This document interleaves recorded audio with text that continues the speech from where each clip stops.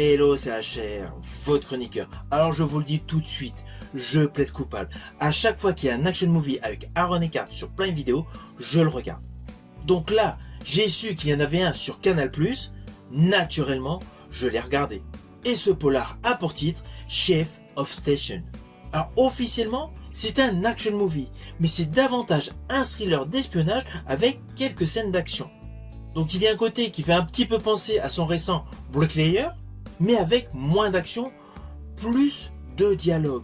Une histoire extrêmement riche, qui commence de manière brutale. Au tout début de ce film, son épouse espionne meurt dans une explosion le soir de leur anniversaire de mariage. Alors ne vous inquiétez pas, je n'irai pas plus loin sur les lignes scénaristiques de ce film, mais in fine, vous vous doutez, il veut tout simplement retrouver les responsables de la mort de sa femme. Alors oui, vous allez me dire, c'est une histoire assez classique. Un homme veut venger la mort de sa femme. Mais là où il y a une différence, c'est que sa femme a le même métier que lui. C'est une espionne. Alors certes, ils ne conversent pas à propos de leurs affaires respectives, car ils ne travaillent pas pour les mêmes agences, mais c'est une espionne, d'où une grosse affaire d'espionnage derrière. À cela s'ajoutent des manipulations politiques et surtout des voyages à travers l'Europe. Car la mission qui a poussé à la mort de son épouse, en fait, a un champ politique assez vaste. Alors comme d'habitude, l'acteur Aaron Eckhart est impeccable. Là, on a vraiment l'impression qu'il est usé par la vie, surtout extrêmement triste de la perte de son épouse. Et même s'il part dans la violence pour éradiquer les assassins, cela reste mineur. Il y a ici et là quelques scènes d'action, mais tout le script de ce film joue la carte de l'authenticité.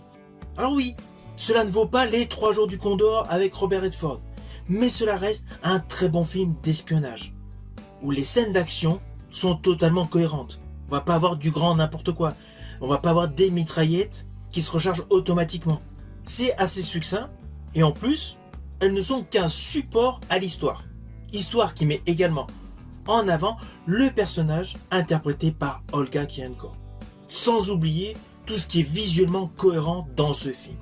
En fait, ce film est un réel thriller d'espionnage à l'ancienne, porté par un Aaron Eckhart au top de sa forme, qui cherche tout simplement la justice à travers le monde. Ce film est visuellement beau. Il est essentiellement fait pour les aficionados des films avec Aaron Eckhart ou tout simplement des films avec Liam Neeson. Vous pouvez le voir actuellement sur Canal+. Je vous dis à bientôt pour une prochaine vidéo.